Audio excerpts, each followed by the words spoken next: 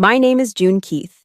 I am 41 years old, and I have built a career rising from the daughter of a grease-stained mechanic to a brigadier general in the United States Air Force. For years, I poured my time, my money, and my loyalty into keeping my family happy, especially after my father remarried. But none of that rank, none of those medals, could protect me from the most humiliating moment of my life at the Grand Hyatt Gala that night. My stepmother, Lynn, her eyes manic with jealousy, lunged at me through a crowd of high society guests. She screamed, "You are a thief!" And then, with violent force, she ripped the brooch right off my shoulder. The gold pin tore through the fabric and sliced into my skin. But that physical pain was nothing compared to the shame of seeing my father standing there, looking down at his shoes in silence, just as he has done for the last 15 years. Have you ever been discarded or humiliated by the very people you sacrificed everything for? If yes, share your experience in the comments. Believe me, you are not alone. Before I dive into exactly what happened, let me know where you're tuning in from. And if you've ever had to stand up for yourself after being disrespected, hit that like button and subscribe for more real stories about boundaries, self-worth, and taking your power back. What happened after that night might not be what you expect. The air inside the Grand Hyatt ballroom that evening was thick, suffocatingly so. It smelled of expensive roast beef, heavy floral centerpieces, and the unmistakable scent of old money, a mixture of Chanel No. 5 and entitlement. I stood near the center of the room, holding a flute of sparkling water that I had no intention of drinking. I was the guest of honor, technically. I was wearing my Air Force mess dress, the formal evening uniform. It's a midnight blue shell, stiff with starch and tradition, adorned with the silver star on my shoulder that I had worked 2 decades to earn. To the outside world, I looked like a fortress, strong, disciplined, impenetrable. But inside that stiff wool uniform, I was just June, the little girl who desperately wanted her dad to be proud of her. I felt a shift in the room's atmosphere before I even saw her. It was like the temperature dropped 10 degrees. Lynn entered the ballroom. She was 52, but she fought the aging process with a desperation that was painful to watch. She was wearing a dress that was entirely too red and entirely too tight for a formal military gala. It was a look-at-me dress. She had a glass of Chardonnay in one hand, her third or fourth, judging by the slight sway in her step. And she made a beeline for me. My father, Thomas, trailed behind her like a shadow. He looked uncomfortable in his rented tuxedo, his rough mechanic's hands fidgeting with his cufflinks. He caught my eye for a fleeting second, gave a weak, apologetic half-smile, and then looked away. That was my dad. The enabler. The man who would set himself on fire just to keep Lynn warm. Well, Lynn's voice was a sugary purr that didn't reach her cold, calculating eyes.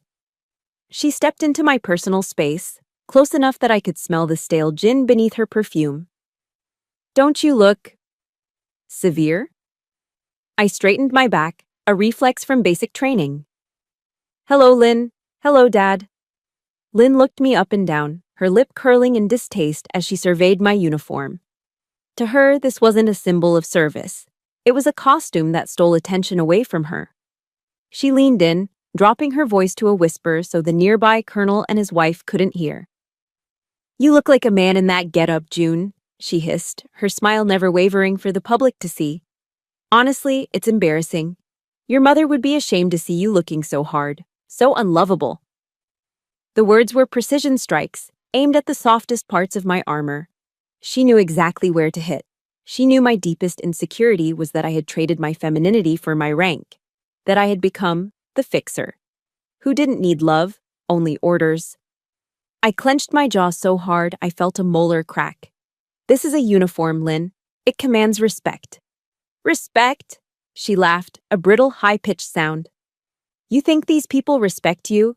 They pity you, an old maid playing soldier. Just then, a senator approached us. He didn't know the toxicity swirling between us. He smiled broadly, extending a hand to me. General Keith, he boomed. I just wanted to say, that speech you gave earlier about sacrifice, moving, truly moving, your family must be incredibly proud. The senator turned to Lynn and my dad. "You must be beaming." That was the spark. I saw it happen in Lynn's eyes. The attention was on me. The praise was for me. The narcissistic injury was too much for her to bear. Her face flushed a blotchy, angry red. "Proud?" Lynn's voice wasn't a whisper anymore. It was rising, shrill, and jagged. "Why should we be proud?" The conversation in our immediate circle died. The senator looked confused. "I beg your pardon." "She's a fraud," Lynn shrieked. The sound cut through the low hum of the jazz band like breaking glass. I froze. "Lynn, stop." "Don't you tell me to stop." She lunged. It happened in slow motion. I saw her manicured hand, claws painted a violent crimson, reaching out. She wasn't aiming for my face. She was aiming for the one thing on my uniform that wasn't standard issue. The brooch. It was an antique gold pin, shaped like a pair of wings, pinned securely above my ribbons. It was the only thing I was wearing that belonged to my biological mother. "You stole this!" Lynn yelled, grabbing the brooch. "This is family property. You're a thief, June, a ungrateful, stealing little brat." "Lynn, let go," I gasped, grabbing her wrist. She didn't let go. She yanked. She pulled with the hysterical strength of a woman who felt her spotlight slipping away. "Reep!" The sound was sickeningly loud in the silent ballroom. It wasn't just the sound of the pin popping open. It was the sound of the thick, expensive wool of my mess dress tearing. The clasp of the brooch gave way, but not before the pin drove deep into the soft flesh of my shoulder. I flinched, a sharp, hot bolt of pain shooting down my arm. But the physical pain was distant, muted by the shock. Lynn stumbled back, clutching the brooch in her hand like a trophy. A jagged flap of my dark blue uniform hung loose, exposing the white shirt underneath. A small circle of blood began to stain the white fabric, bright and horrifying. The entire ballroom was dead silent. 200 pairs of eyes, generals, senators, their spouses, were staring at us. Staring at the crazy woman in the red dress. Staring at the general with the torn uniform. But I wasn't looking at the crowd. I was looking at my father. "Dad," I whispered. My voice sounded small, like the 10-year-old girl who used to hand him wrenches in the garage. Thomas stood there, 5 feet away. He saw the blood. He saw the tear. He saw the absolute humiliation burning my face. He didn't move. He didn't step forward to check on me. He didn't yell at Lynn. He slowly, agonizingly, turned his head and looked at the floor, studying the pattern of the carpet as if his daughter wasn't bleeding in front of the city's elite. The silence stretched on, heavy and suffocating. The throbbing in my shoulder synced with the pounding of my heart. Thump, thump, thump. It wasn't the pin that hurt. It was the silence. That familiar, cowardly silence that I had been making excuses for my entire adult life. As I stood there, clutching my torn shoulder, watching my father refuse to meet my eyes, the glitter of the Grand Hyatt dissolved. The smell of expensive perfume faded, replaced by the phantom smell of motor oil and cheap coffee. My mind didn't stay in the ballroom. The shock was too much. It catapulted me back. Back before the stars on my shoulder. Back before Lynn. Back to the garage and the man my father used to be before he let himself be hollowed out. I looked at the brooch in Lynn's hand, glittering under the chandeliers, and suddenly, I wasn't 41 anymore. I was a child again. And the story of that brooch and how we ended up here began to play in my memory like an old, painful movie. The sharp sting of the gold pin digging into my shoulder in the Grand Hyatt ballroom was grounding, in a cruel way. It was a specific kind of pain, sharp, metallic, and sudden. It reminded me of the time I cut my hand on a rusted fender when I was 12, trying to help my dad in the garage. Back then, my father, Thomas, didn't stand there and look at his shoes while I bled. He had scooped me up, his face pale with worry, and carried me to the kitchen sink to wash the cut with the gentleness of a man handling a baby bird. That was the man I remembered. That was the man who had slowly disappeared, replaced by the ghost standing next to Lynn in a rented tuxedo. As the murmur of the horrified crowd faded into the background, my mind retreated to the safety of the past. I needed to remember him as he was, to understand why I was still standing here, taking this abuse, instead of walking away. Our house wasn't much. It was a small siding-clad box in a neighborhood where the lawns were mostly crabgrass and the driveways were stained with oil. But it was home. After my mother passed away from ovarian cancer, a battle that left us with a mountain of medical bills and a quiet, echoing emptiness in the hallway. It was just the two of us. My dad was a mechanic. He didn't just work on cars, he breathed them. He worked at Miller's Auto Body for 30 years, pulling 60-hour weeks just to keep the lights on and put food on the table. To this day, the smell of Gojo hand cleaner, that gritty orange-scented paste, makes me want to cry. It was his cologne. No matter how hard he scrubbed his hands with that stiff bristle brush every night, the grease never fully came out. It was permanently etched into the fingerprints of his calloused hands, a tattoo of his sacrifice. He wasn't a man of many words. He didn't know how to do the emotional support thing that parents do today. We didn't talk about our feelings. We talked about gaskets, spark plugs, and whether the Mets had a shot at the pennant this year. But I never doubted that I was the center of his universe. I remember the day I left for basic training. It was a gray, overcast Tuesday in October. We drove to the recruitment center in his old 1998 Chevy Silverado. The truck had more rust on the wheel wells than paint, and the heater rattled like a dying lung. But he kept the engine running smooth as silk. The ride was silent. The radio played a low country song, something about leaving and coming home, filling the awkward space between us. I was terrified. I was 19, skinny, and leaving the only world I had ever known. When we pulled up to the curb, he put the truck in park but didn't unlock the doors immediately. He gripped the steering wheel so tight his knuckles turned white. "June," he said, his voice rough, like gravel crunching under tires. He didn't look at me. He stared out the windshield at the rain. "You keep your head down. You listen to your TI. You show 'em what you're made of." "I will, Dad." He reached into the front pocket of his faded flannel shirt and pulled out a $20 bill. It was crumpled, soft from being in the wash, and stained with a faint smudge of motor oil. "Take this," he said, shoving it into my hand. "Dad, I don't need—" "Take it," he insisted, his voice cracking just a fraction. "For food on the road, or a phone card, just take it." I knew that $20 was probably his lunch money for the next week. I knew he would be eating peanut butter sandwiches until payday.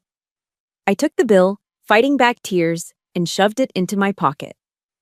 That $20 felt heavier than the duffel bag I carried on my back. It was the weight of his love, expressed in the only currency he had. Years later, when I was deployed to Iraq, his letters became my lifeline.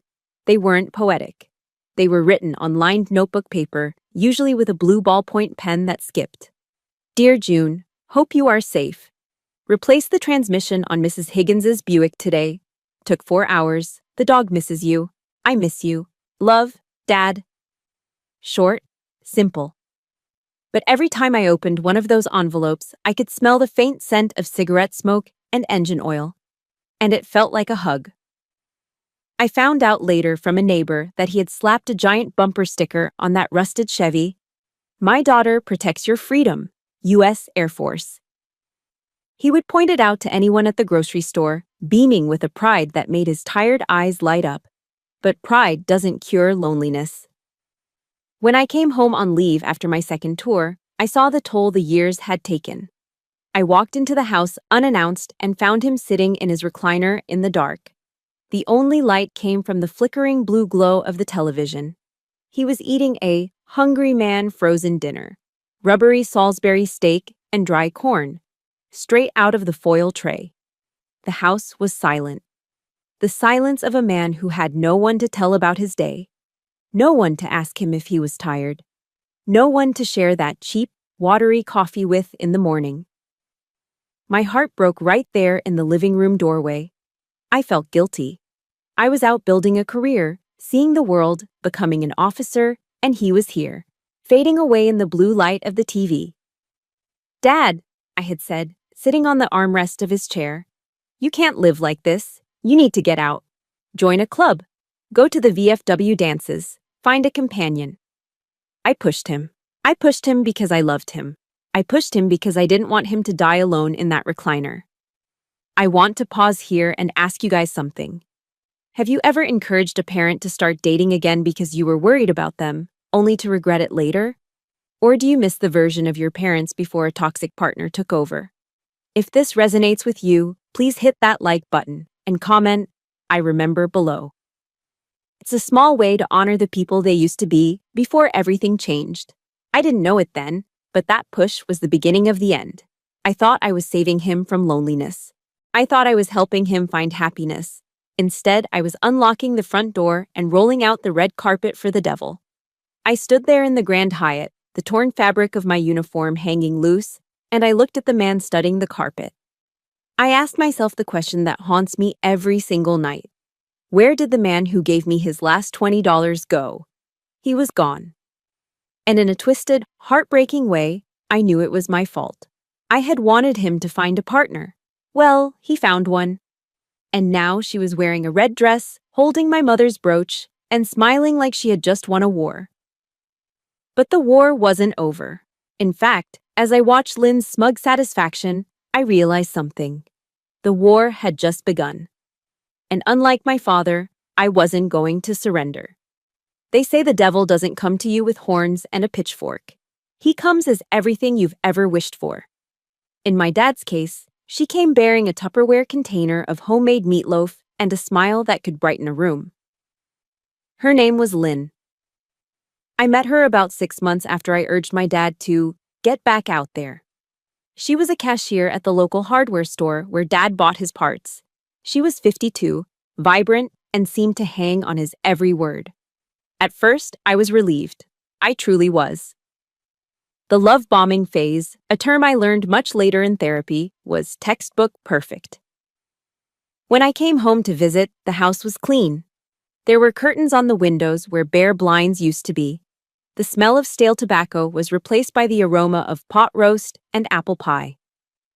"June, honey," Lynn would chirp, rushing to hug me the moment I walked through the door. "Look at you. My goodness, Thomas, doesn't she look heroic? Our very own protector of the skies." She played the part of the doting stepmother flawlessly. She bragged about my rank to the neighbors. She straightened my collar. She poured my dad's coffee and laughed at his same 3 jokes like she was hearing them for the first time. For the first time in years, I saw my dad smiling, really smiling. The shadows under his eyes lightened. He stood a little taller. I let my guard down. I thought, finally, he's safe. I can stop worrying. But safety, I learned, has a price tag. And Lynn was about to start sending me the bill. It started small. Innocent, almost. "Oh, June," Lynn whispered to me one afternoon while we were washing dishes. "I hate to bother you, but the water heater is making this awful clanking sound. Your father is so worried about the cost. You know, being on a fixed income with Social Security.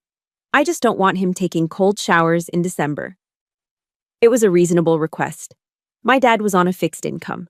I was a major at the time, making decent money, single with no dependents. "Don't worry, Lynn," I said, pulling out my checkbook. "Call the plumber. I'll cover it." "You are an angel," she beamed. "A literal angel." That was the first crack in the dam. Once money started flowing, it never stopped. A month later, it was the roof. "The shingles are rotting, June. If it leaks, the mold could kill him." Another check, $2,000. Then it was the HVAC system. Then it was new tires for the truck because safety first. Every time I wrote a check, I told myself I was doing it for Dad. I was being the good daughter. I was the fixer. But looking back, I realized I wasn't paying for repairs. I was paying for access to my father. I was paying a subscription fee to keep him happy. The turning point, the moment the mask truly slipped, happened 2 years in. Dad had a health scare. He collapsed in the yard. It turned out to be severe dehydration and a minor arrhythmia. But at his age, it was terrifying. I was stationed in Germany at the time and flew back immediately, my stomach in knots the entire flight. The American healthcare system is a beast, even with insurance. By the time I got to the hospital, the administrative vultures were already circling. There were copays, out-of-network fees, and a massive deductible that hadn't been met. I found Lynn in the cafeteria, looking frazzled but oddly put together, wearing a brand new outfit I knew my dad couldn't afford. "Thank God you're here," she said, skipping the hug. "They're talking about discharging him tomorrow, but he's not ready. And the bill? June. They want $3,000 up front for the deductible before they'll schedule his follow-up stress test." $3,000. That was a significant chunk of my savings at the time. I had been saving for a down payment on a small condo near the base. I didn't hesitate.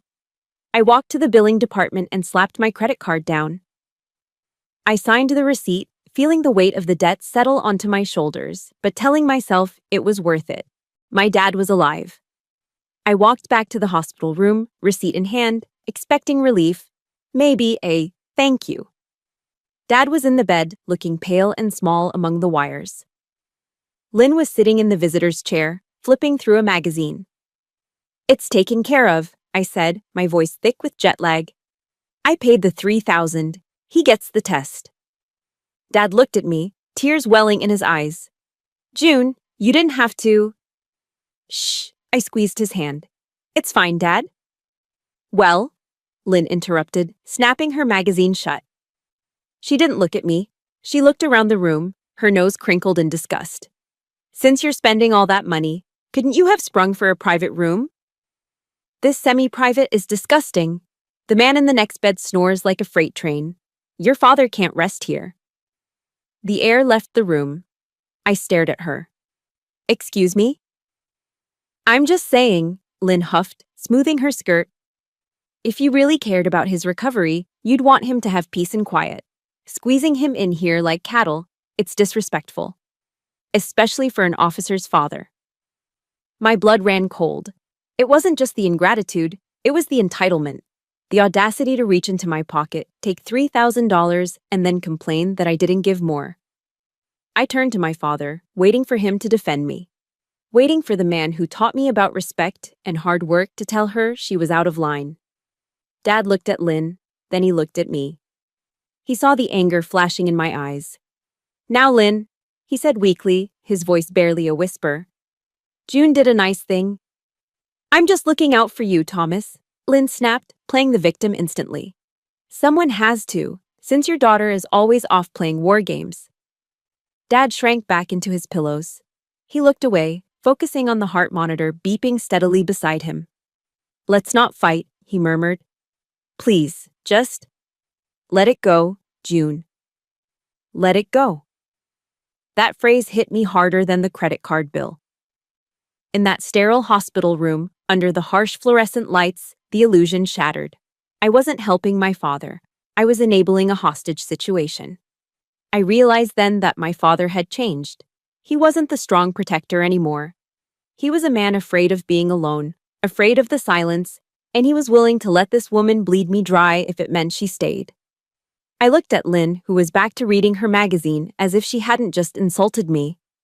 I looked at my dad, who refused to meet my gaze. For the first time, I felt something shift inside me. It wasn't just sadness anymore. It was a cold, hard knot of resentment. I was becoming nothing more than a walking checkbook, an ATM with a pulse. I walked out of that hospital room without saying goodbye. I needed air. I needed to breathe. I walked straight to my rental car in the parking garage, sat in the driver's seat, and just screamed until my throat burned. I was exhausted, not just tired, soul deep, exhausted. I had spent my life trying to be the good soldier, the good daughter, the provider. And all it had gotten me was a maxed-out credit card and a stepmother who looked at me with contempt. I started the engine. I didn't know where I was going, but I knew I couldn't go back to that house. I drove aimlessly for miles, the city lights blurring through my tears, until I saw the familiar steeple of the base chapel rising against the night sky. I pulled in. I didn't know it yet, but I was about to find the only weapon that could help me fight back: the truth. To understand why I stayed in that toxic house for so long, you have to understand the schizophrenia of my life back then. I was living two completely different existences, separated by a 20-minute car ride. On base, I was Lieutenant Colonel Keith. I had just been promoted. I walked down the hallways of the operations group, and airmen snapped to attention. I made decisions that involved millions of dollars of aircraft and the lives of pilots. I was respected, I was competent, I was powerful. But the moment I drove my sedan into my father's driveway, the rank evaporated. The confidence dissolved. I wasn't a lieutenant colonel anymore. I was just June, the inconvenience. I remember one Thanksgiving specifically. It was the year I pinned on my silver oak leaves. I had spent the morning volunteering at the base dining facility, serving turkey to young airmen who couldn't go home to their families. I felt useful. I felt proud. Then I went to my dad's house. The moment I walked in, Lynn didn't say hellosi.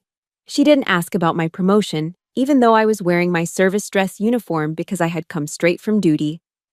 Finally, she huffed, wiping her hands on a stained apron. The sink is full. I've been cooking for 6 hours. The least you can do is handle the cleanup while I entertain the guests. The guests were her bridge club friends. My dad was in the living room, eyes glued to the Cowboys game, drinking a beer. He didn't look up.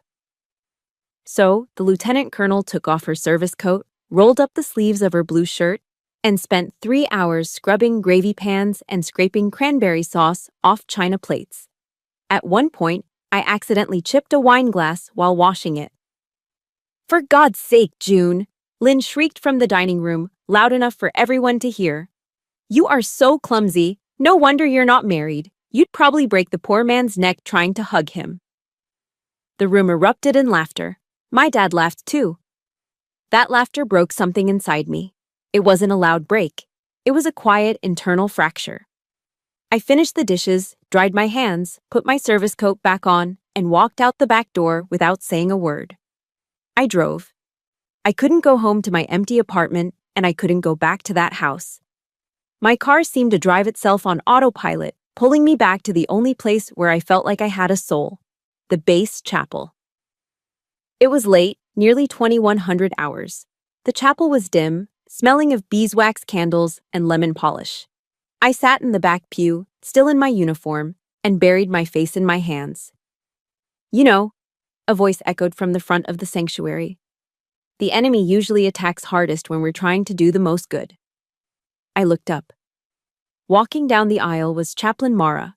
She was a lieutenant colonel, like me, but she carried an authority that had nothing to do with rank.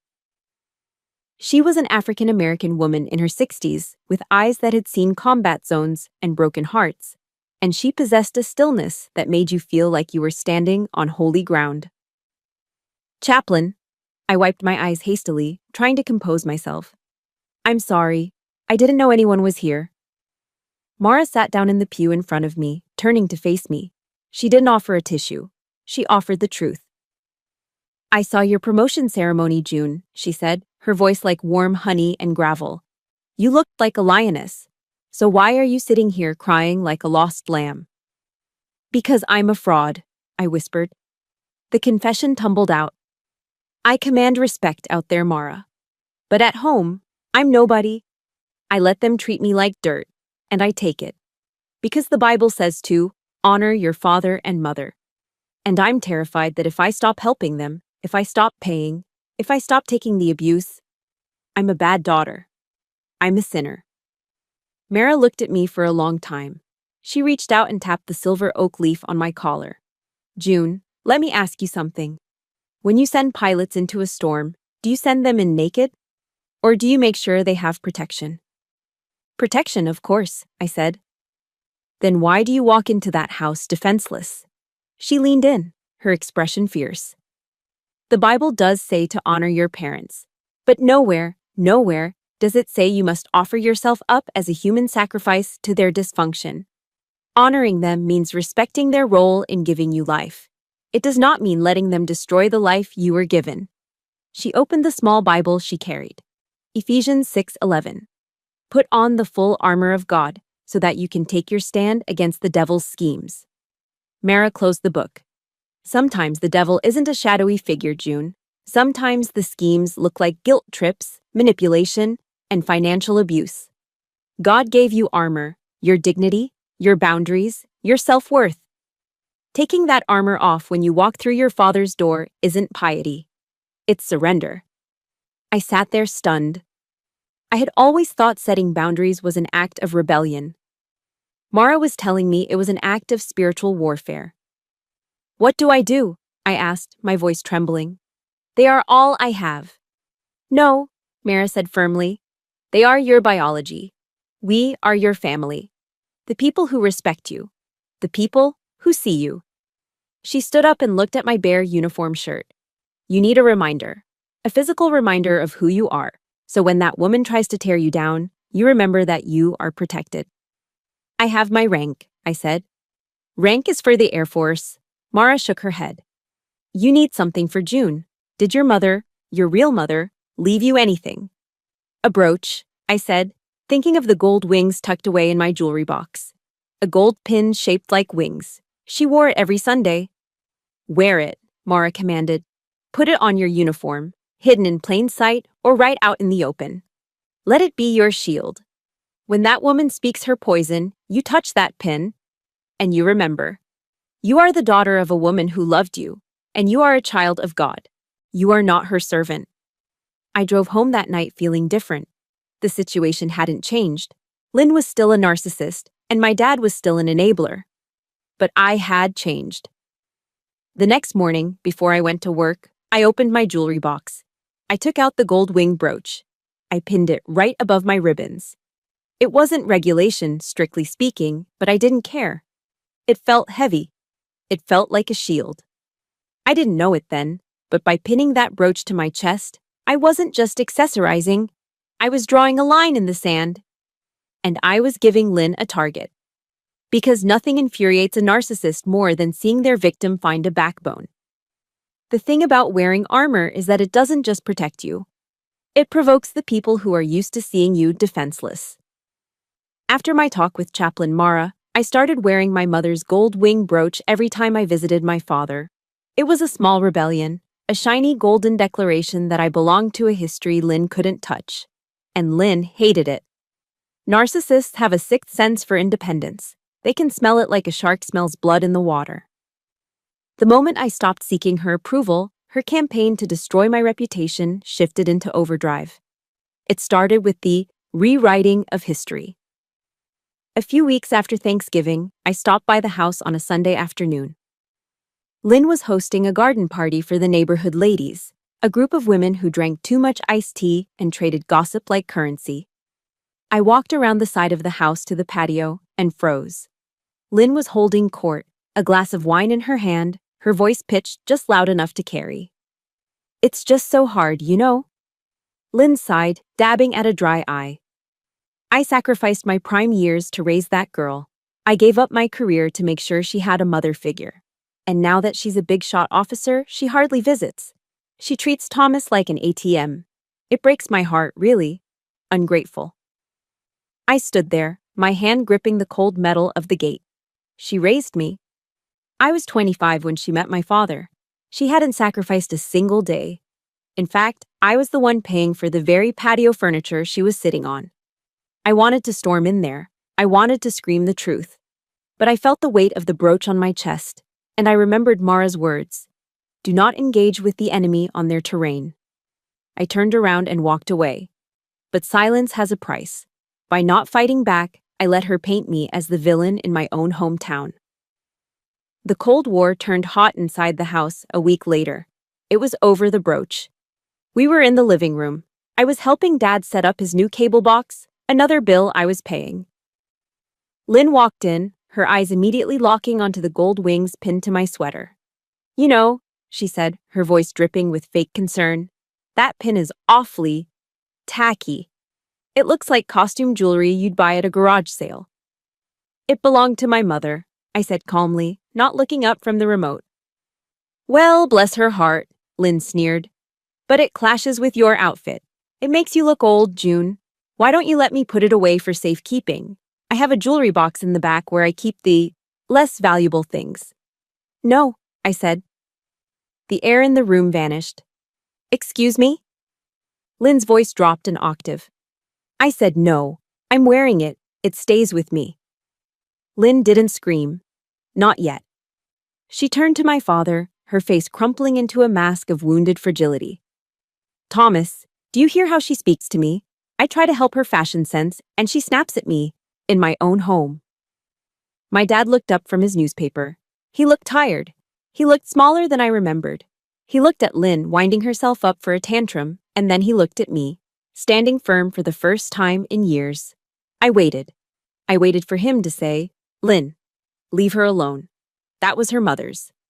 Instead, he took a deep breath and let it out. A long, defeated sigh. "June," he said softly. "Come on. Don't cause a scene. Dee Dee is just trying to help."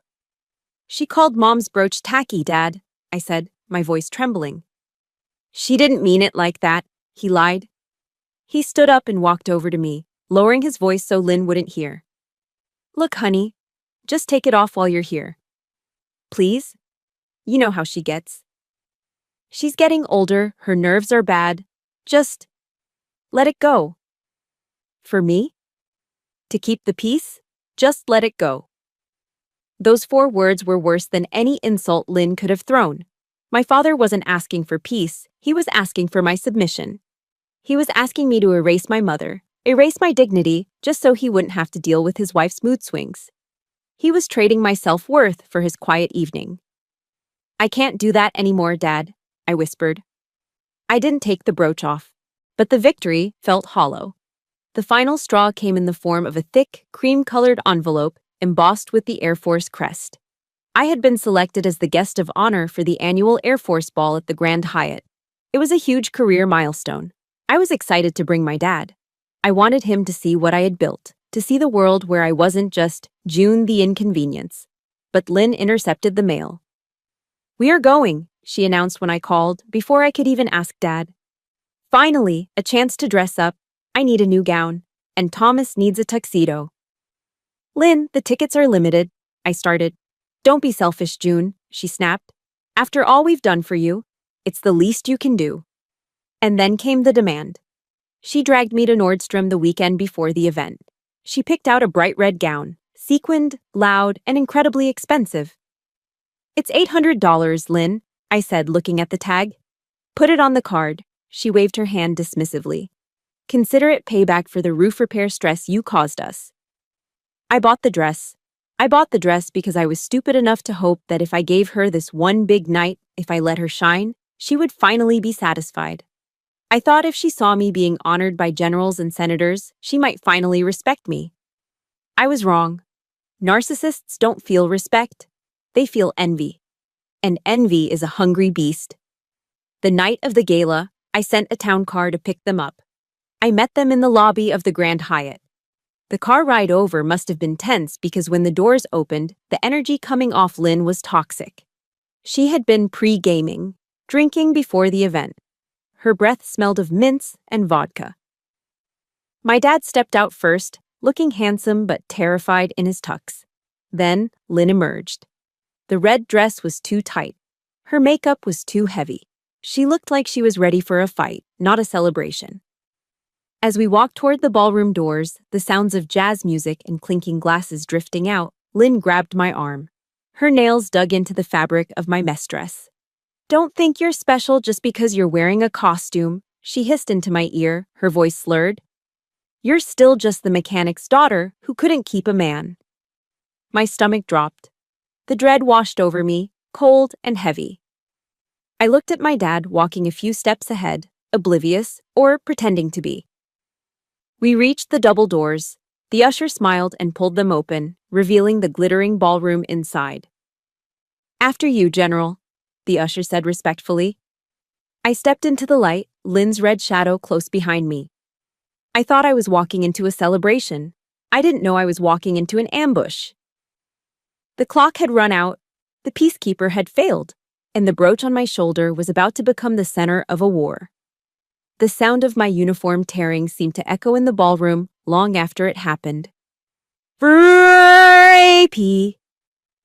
It was a violent, ugly sound that cut through the polite jazz music and the murmur of conversation like a gunshot.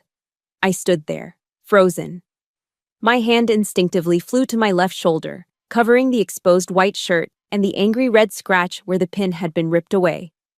I could feel the warm trickle of blood under my fingers, sticky and shocking against the starch of my uniform.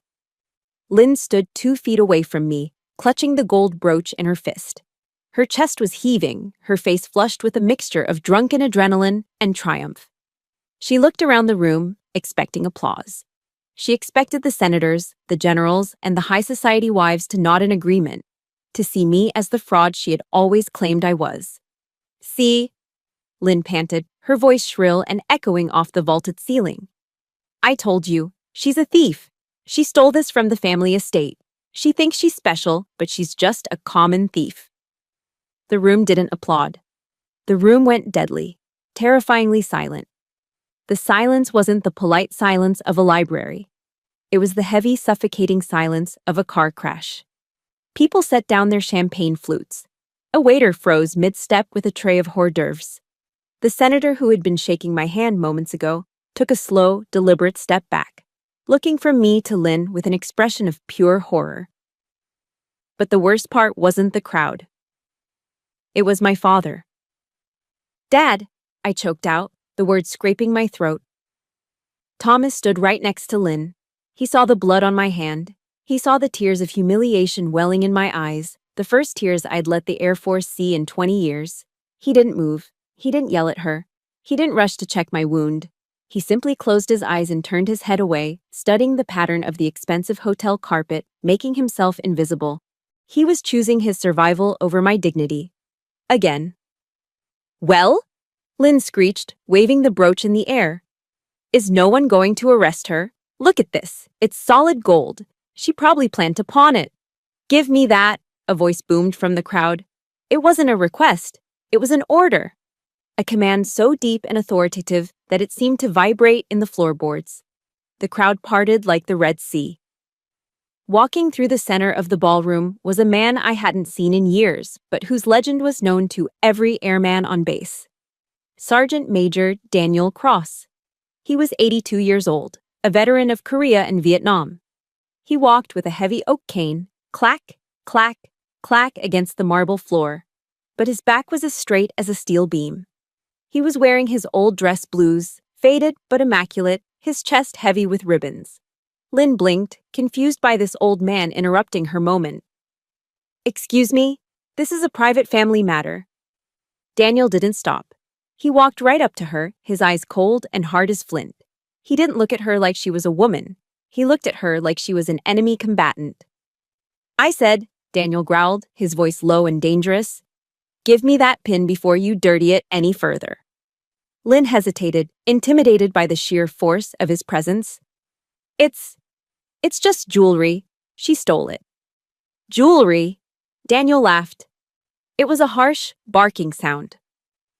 With a speed that belied his age, he reached out and snatched the brooch from Lynn's hand. He held it up to the light, letting the chandeliers catch the gleam of the gold wings. Then, he turned to the crowd. He turned to the generals, the senators, the wives in their designer gowns. "This woman," Daniel pointed a trembling finger at Lynn, "calls this jewelry. She calls this theft." He looked at me, his eyes softening for just a fraction of a second before turning back to the room with renewed fury. "This is not a trinket," Daniel roared, his voice filling the cavernous room without a microphone. "These are the pilot wings of Captain James Miller, this officer's uncle, my commanding officer." A gasp rippled through the room. My breath hitched in my chest. I knew they were my uncle's wings. My mother had given them to me. But I had never realized Daniel knew him. "Captain Miller didn't come home from Normandy," Daniel continued, his voice shaking with emotion. "He died keeping his burning plane in the air long enough for his crew to bail out. He was awarded the Medal of Honor posthumously for that action. These wings were cut from his uniform before they buried him." He turned slowly to Lynn, who had gone pale beneath her heavy makeup. The red flush of victory was draining from her face, replaced by the gray pallor of fear. "This general," Daniel gestured to me, "wears these wings to honor a bloodline of heroes. She wears them because she serves the same flag he died for." He took a step toward Lynn, forcing her to stumble back in her high heels. "And you?" Daniel spat the word out like poison. "You dare to call her a thief? You dare to put your hands on her uniform? On this history?" I didn't know. Lynn stammered, looking around for support. She looked at my dad. Thomas, tell him I didn't know. But the room had turned. The social tide had shifted violently. The eyes that had been judging me were now locked on Lynn with absolute disgust. The senator looked at her like she was something he had stepped in on the sidewalk. You didn't know because you don't care, Daniel said, his voice dropping to a whisper that was somehow louder than a scream. You are a small, petty woman standing in the shadow of giants. You don't deserve to breathe the same air as this officer. Daniel turned to the hotel security guards who had quietly appeared at the edge of the circle. Get this trash out of my sight, Daniel ordered. No, wait, Lynn cried, reaching for my father. Thomas, do something. They're humiliating me.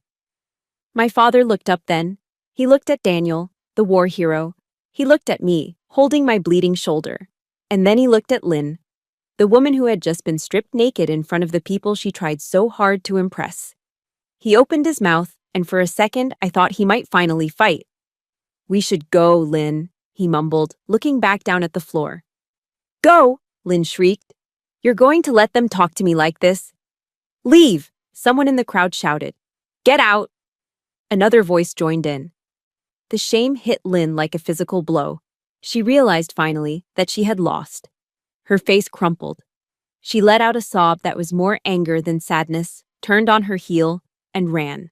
She scurried out of the ballroom like a rat caught in the pantry light, her red dress trailing behind her. My father stood there for one agonizing second longer. He looked at me, his eyes pleading for forgiveness, or maybe just permission to leave.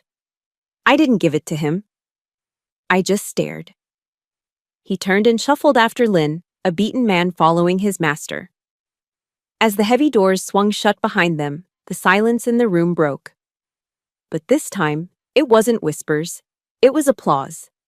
It started with Daniel tapping his cane on the floor. Then the senator joined in. Then, the whole room. They weren't applauding the drama. They were applauding the truth. Daniel walked over to me. With gentle shaking hands, he pinned the gold wings back onto the torn flap of my uniform, right over the bloodstain. Stand tall, General, he whispered, winking at me. Your armor is a little dented, but it held. I looked at the closed doors where my family had just disappeared. My shoulder throbbed, but for the first time in years, the crushing weight on my chest was gone. The secret was out. The monster had been unmasked. I have to ask you guys right now, if you were cheering when Sergeant Major Daniel put Lynn in her place, hit that like button. And tell me in the comments, have you ever watched a bully get absolutely destroyed by instant karma? Type, justice served below if you loved seeing Lynn run out of there. But as the adrenaline faded, I realized something. The public battle was won, but the private war wasn't over. My father was still out there, in the parking lot with her. And I knew, with absolute certainty, that this was my last chance to save him, or lose him forever. I looked at Daniel, nodded my thanks, and turned toward the doors. I had one more conversation to finish. The applause inside the ballroom faded as the heavy glass doors swung shut behind me. The transition was jarring.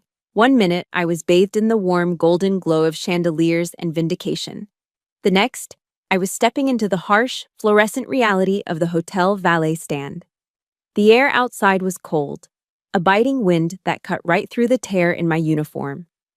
It smelled of exhaust fumes and city grit, a stark contrast to the expensive perfume inside. I saw them immediately. Lynn was already sitting in the passenger seat of my dad's old sedan, which the valet had pulled up to the curb. She was staring straight ahead, arms crossed, refusing to look at anything. She looked small, defeated, and toxic in that glass cage. My father, however, was standing outside the car. He was leaning against the driver's side door, his tuxedo jacket unbuttoned, shivering slightly in the wind. A small orange cherry glowed in the darkness near his hand. He was smoking. He hadn't smoked in 10 years. I stopped about 10 feet away. I didn't rush to him. I didn't offer him my coat. I just stood there, letting the silence stretch between us like a loaded weapon. He saw me. He took one last desperate drag from the cigarette, dropped it to the pavement, and crushed it under the heel of his rented dress shoe. His hands were shaking so badly he could barely get them into his pockets. "June," he said. His voice was raspy, broken. He didn't look at me, he looked at the concrete. I'm sorry. I didn't think she'd do that. I don't know what I thought. It was the same apology I'd heard 1,000 times. "I'm sorry," she yelled. "I'm sorry she spent the money. I'm sorry, I'm sorry, I'm sorry." "You didn't think," I repeated, my voice flat. "That's the problem, Dad. You never think. You just feel. You feel afraid of being alone, so you let a monster live in our house." "She's not a monster, June," he pleaded weakly, glancing at the car window where Lynn sat like a stone statue. She has a temper. She's insecure." "She physically attacked me," I said, pointing to my shoulder. The blood had dried, making the shirt stiff. "She humiliated me in front of my commanding officers, and you stood there." He flinched as if I had slapped him. I was shocked. I didn't know what to do. "No, Dad," I took a step closer. I needed him to hear this. I needed to break the cycle right here, on this sidewalk. "You knew exactly what to do. You just chose not to do it. You chose her comfort over my safety. You chose your quiet life over my dignity." He looked up at me then, his eyes watery and red-rimmed. "June, please, don't say that. You're my daughter. I love you." "Do you?" I asked. "Because for the last 15 years, your love has felt an awful lot like a transaction. I pay the bills, I fix the roof, I cover the medical deductibles, and in exchange, you let your wife tell me I'm worthless." I saw the realization hit him. He opened his mouth to argue, but the words died in his throat. He looked at the luxury hotel behind me, then at the cheap sedan beside him. He looked at the woman in the car who had isolated him from everyone he loved. "I'm tired, Dad," I said, my voice softening just a fraction but losing none of its steel. "I am exhausted. I can't be the fixer anymore. I can't buy your happiness. It's too expensive. The price is my soul." I took a deep breath.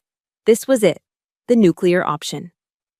"So here's the deal," I said. "The Bank of June is closed, permanently." Dad blinked. "What?" "I'm cutting it all off," I stated clearly. "The credit cards, the payments for the house repairs, the insurance supplements, everything. I am done subsidizing the woman who hates me." "June, you can't," panic crept into his voice. We live on a fixed income. The house needs work, her medical bills." "That is her problem," I cut him off. "And it's your problem, if you choose to stay with her." I stepped into his personal space, forcing him to look me in the eye. "You have a choice to make, Thomas. Right now. Tonight." I pointed to the car. "You can get in that car with her. You can drive home. You can keep living in that misery, listening to her poison, letting her drive away your friends and family. But if you do it on your own dime. Do not call me when the roof leaks. Do not call me when she overdraws the account." I will not answer. I pointed to the hotel. "Or, you can walk away. You can admit that this isn't love, it's a hostage situation. You can stand by your daughter, and we can figure this out. I will help you. But I will not help her." The wind whipped around us, chilling me to the bone, but I didn't shiver. I felt hot with adrenaline. My father looked at the car. Lynn hadn't moved. She hadn't even rolled down the window to check on him. She was just waiting for her driver to return. Then he looked at me.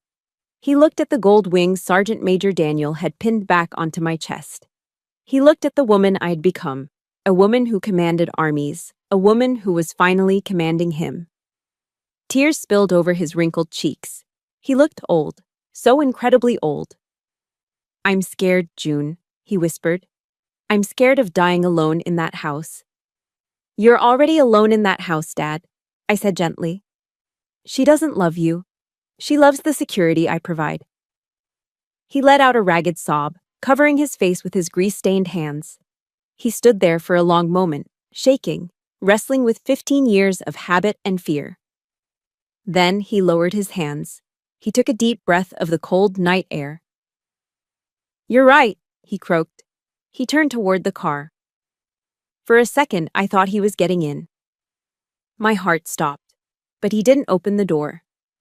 He walked to the window, tapped on the glass, and when Lynn looked up, scowling, he made a motion with his hand. Go. He mouthed the words through the glass. I'm staying. Lynn's jaw dropped. She started pounding on the window, screaming something we couldn't hear, but Dad turned his back on her. He walked back to me, his steps a little unsteady, but his head up. I choose you, June, he said, his voice trembling. I'm sorry it took me so long. God, I'm so sorry. I didn't hug him yet. I couldn't. The wound was too fresh. But I nodded. Okay, Dad. Okay. I reached into my pocket and pulled out my phone. My hands were steady. Let's go get you a room for the night, I said. But first, I unlocked my screen and opened my banking app. I had prepared for this moment. I tapped cards. I tapped manage authorized users. I saw Lynn's name listed under the secondary card, the one she used for her groceries that were actually designer clothes. My finger hovered over the delete button. Dad, I said, looking at him. Once I do this, there is no going back. The war starts now. He looked at the sedan pulling away from the curb, tires screeching as Lynn drove off in a rage, leaving her husband standing on the sidewalk. Do it, he said. I tapped the screen. Access revoked. I felt a surge of power that had nothing to do with rank and everything to do with freedom. The cord was cut. The enabler had awakened, and now we just had to survive the fallout. The morning after the gala, I didn't wake up feeling guilty. I woke up feeling like a general who had finally been given the green light to launch a counteroffensive. My dad was still asleep in the adjoining hotel room, safe and away from the toxic radioactive zone that was his house. I sat at the small desk in my room, a pot of black coffee beside me, my phone in one hand and my laptop in the other. It was 800 hours. The banks were open. I didn't scream. I didn't cry. I executed. Yes, this is June Keith, I said into the phone, my voice steady. I am the primary account holder for the Visa signature card ending in 4489. I need to remove an authorized user. Yes, immediately. Click. One tentacle cut. This is regarding the utility service at 124 Maple Drive, I told the power company representative next.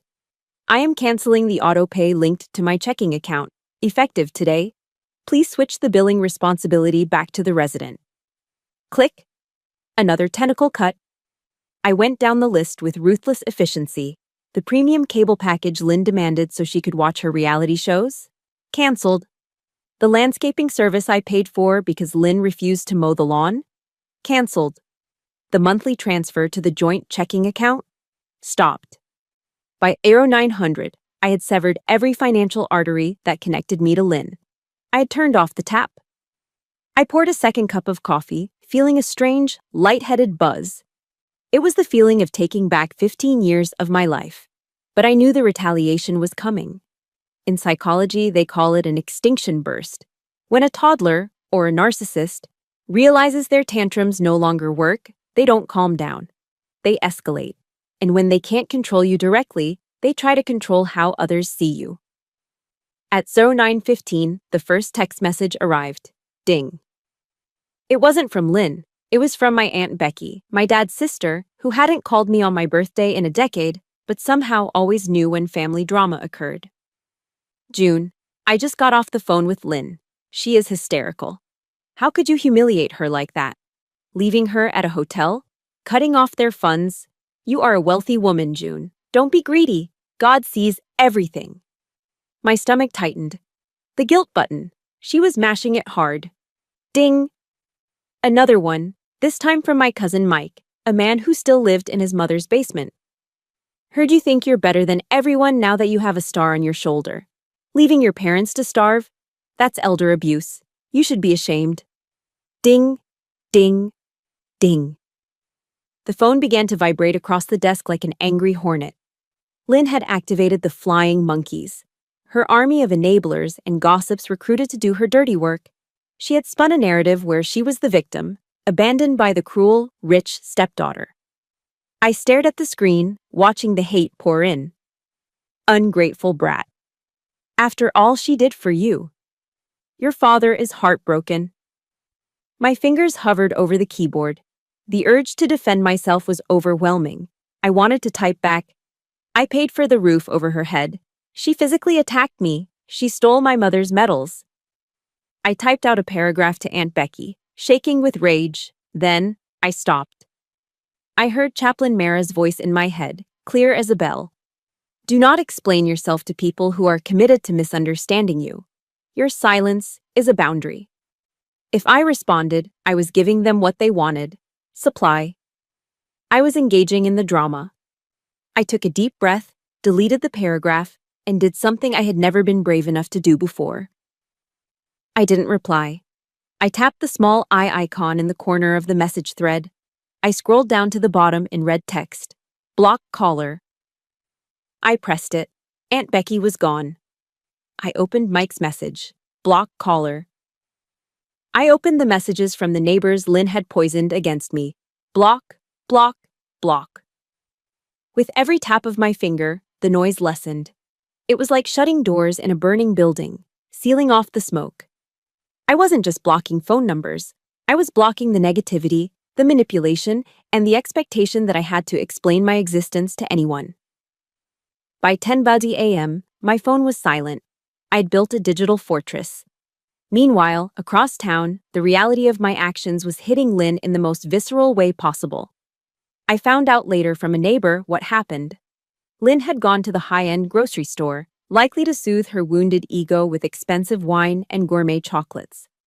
She had filled a cart, marched to the register, and swiped the card I had just canceled. Declined, the cashier would have said. Lynn probably argued. She probably told them to run it again. She probably made a scene, claiming it was a bank error. But it wasn't an error. It was a consequence. For the first time in 15 years, Lynn had to reach into her own purse. And she found nothing but dust. That was the breaking point. Without my money, Lynn had no use for my father.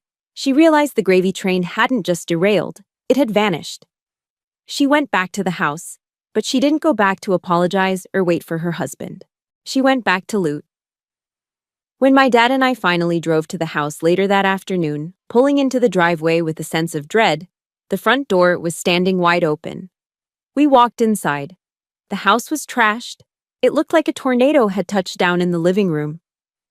Vases were smashed against the walls. The curtains, the ones I paid for, were torn down. But the silence was different this time. It wasn't the heavy, suffocating silence of walking on eggshells. It was the hollow, echoing silence of emptiness. The TV was gone. The silver set from the dining room was gone. My dad's small collection of tools from the hall closet was gone. Lynn had packed whatever she could fit into her car and vanished. Dad walked into the kitchen. On the counter, where she used to leave her pile of bills for me to pay, there was nothing. No note, no apology, no, I love you. Just a ring of water from a glass she had left behind. He stood there, looking at the empty space where his wife used to be.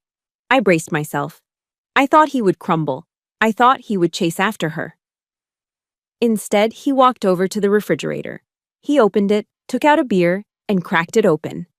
The sound, pshh, was loud in the quiet kitchen. He took a long sip, closed his eyes, and exhaled. It was the first time I had seen him breathe deeply in years. Well, he said, his voice steady, it looks like we have some cleaning up to do. The vampire had fled the castle. The flying monkeys had been blocked at the gates. And as I looked at my dad, standing amidst the wreckage of his marriage but finally free, I knew the hardest part was over. Now, we just had to rebuild. The first thing I noticed about the house after Lynn left wasn't the silence. It was the smell. For 15 years, the air inside 124 Maple Drive had smelled of Lynn's overpowering floral perfume and the acrid, metallic scent of anxiety. But a month after the Great Purge, as I like to call it, the air smelled like hickory smoke, charcoal, and sweet barbecue sauce. It was a Saturday evening in late May.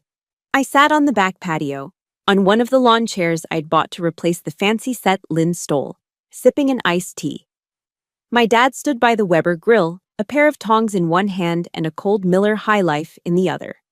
He was wearing an apron that said, Grill Master, a cheesy gift I'd bought him at the BX, but he wore it like it was a tuxedo.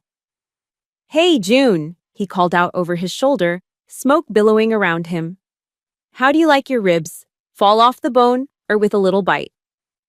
You know the answer, Dad, I smiled. If I have to use a knife, you failed. He laughed. It was a rusty sound, unused for too long, but it was real. The lines of tension that had permanently etched themselves into his forehead were softening. He looked older, yes, but lighter. The shadow was gone.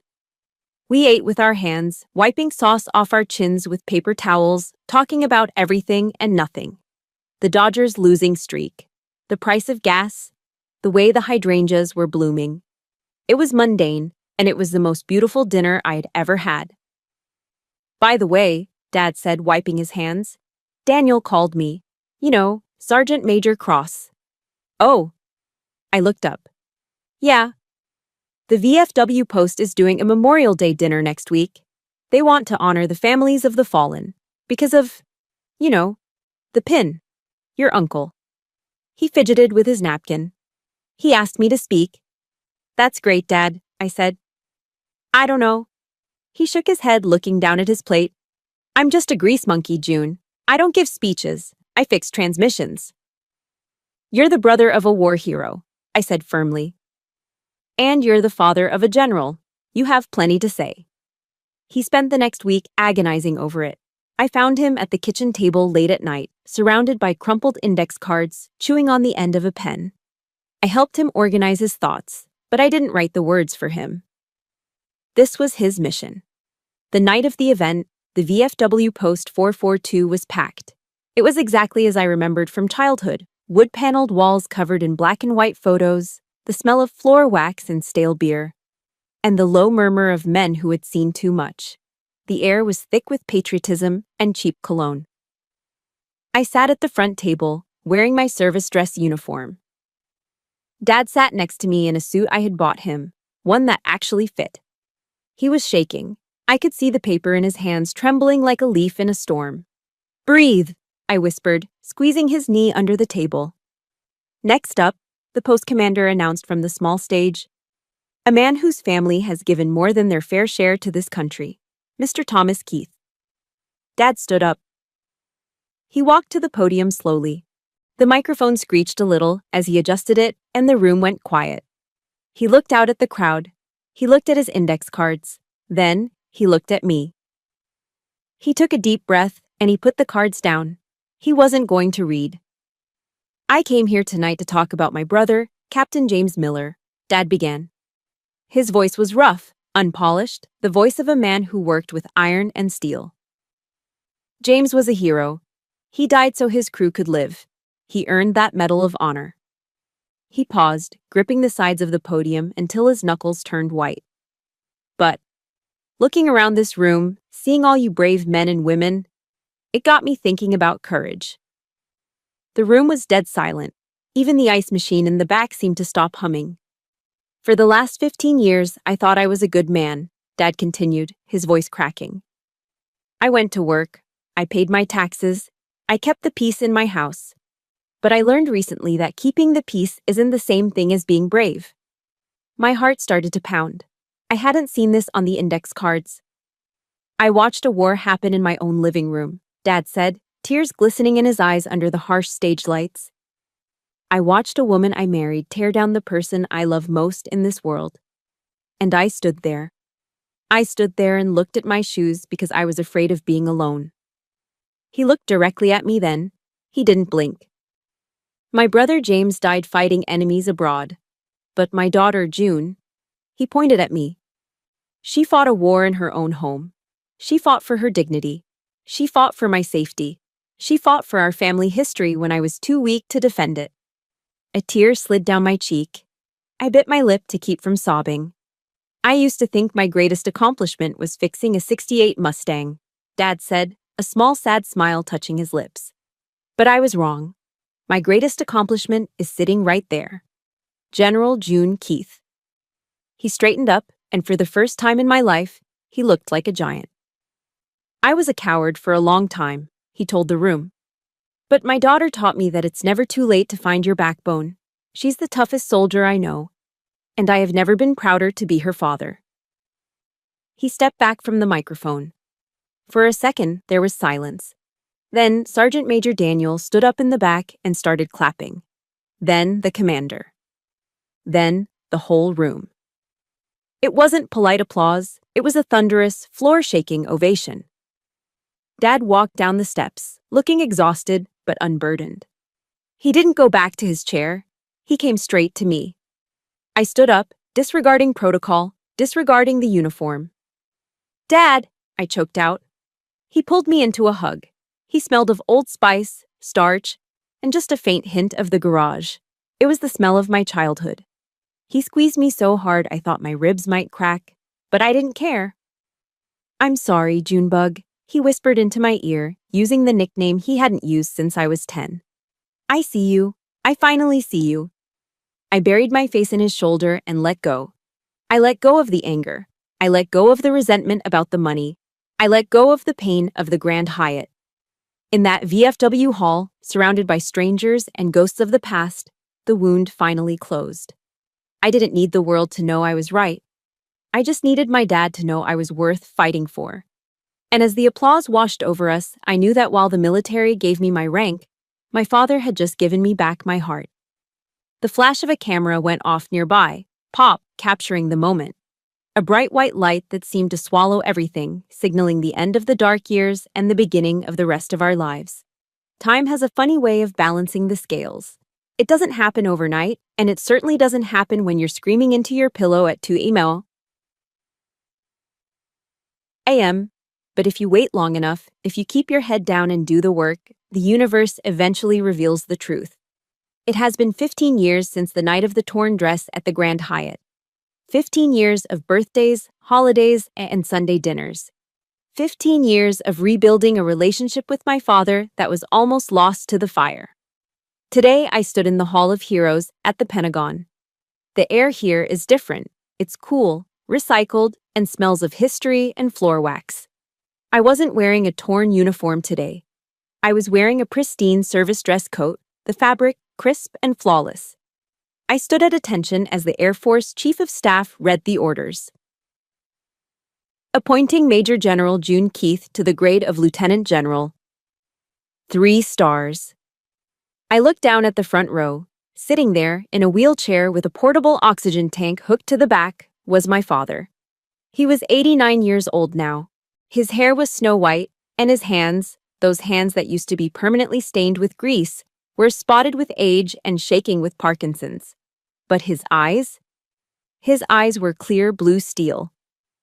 When it was time for the pinning ceremony, the aide asked if I wanted him to help. I shook my head. I walked over to my dad, knelt on one knee so I was eye level with him, and handed him the silver stars. It took him a long time. His fingers fumbled with the clasp.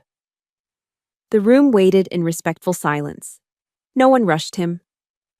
Finally, he clicked the stars onto my epaulets. He patted my shoulder, his hand heavy and warm. "You did good, Junebug." He wheezed, his voice weak but filled with 15 years of made-up time. "You did good." I kissed his cheek. "We did good, Dad." The reception afterwards was a blur of handshakes, cake, and flashes from photographers. I felt light. I felt complete. As the crowd began to thin out, I stepped into the outer hallway to catch my breath. The late afternoon sun was streaming through the windows, bathing the marble floors in gold. That's when I saw the ghost. Standing near the security checkpoint, arguing softly with a guard, was a woman.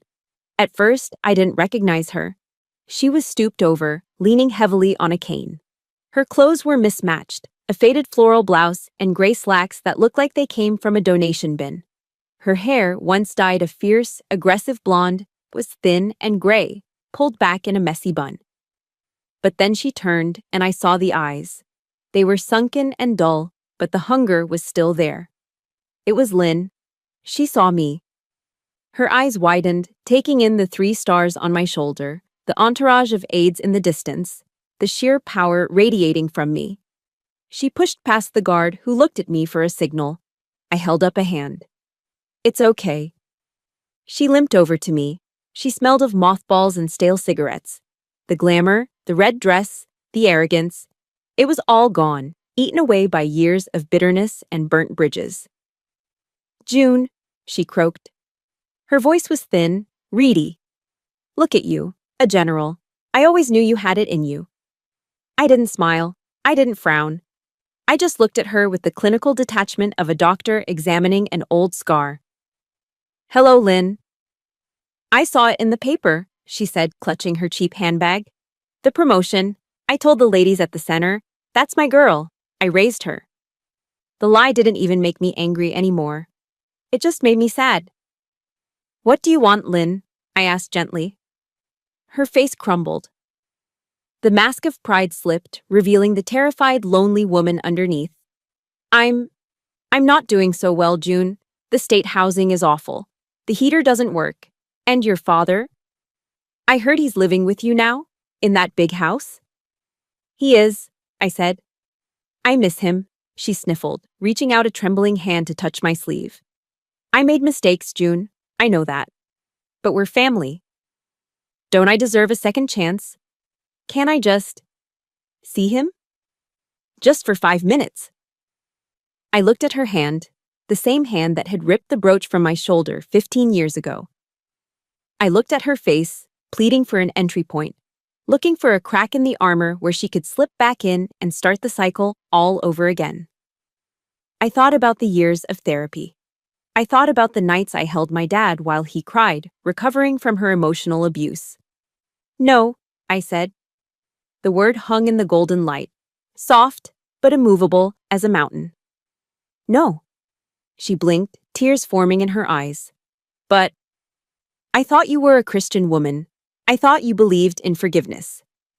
I do, I said, and I meant it. I forgive you, Lynn. She brightened, stepping forward. Oh, June.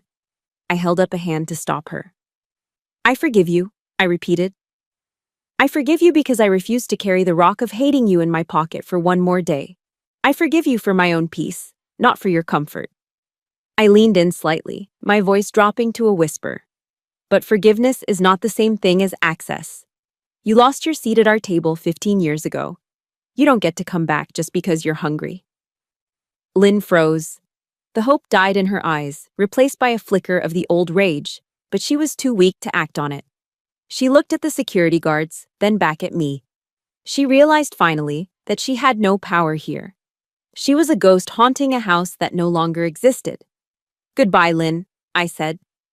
I didn't wait for her to respond. I turned around. Dad is waiting, I said to myself. I walked back into the reception hall.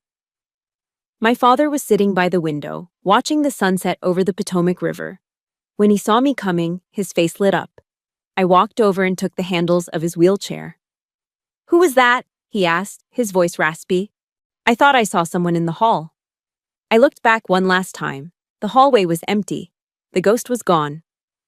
Nobody, Dad, I smiled, releasing the brake on his chair. Just a shadow from a long time ago. It's gone now.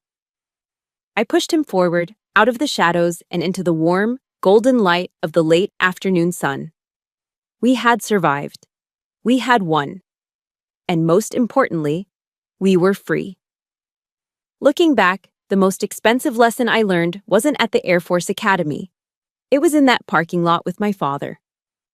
For years, I believed that love meant setting myself on fire just to keep others warm. I thought saying no was an act of betrayal. But I was wrong. The truth is, we teach people how to treat us. Setting a boundary isn't an act of war. It is an act of self-respect. You can love your family from a distance if being close to them destroys your spirit. Your peace is worth more than their approval. Now, I want to turn this over to you. I know many of you are fighting your own battles in silence right now. If my story gave you even a little bit of courage to stand up for yourself, please hit that like button. It helps this message reach the people who need it most. And drop a comment below.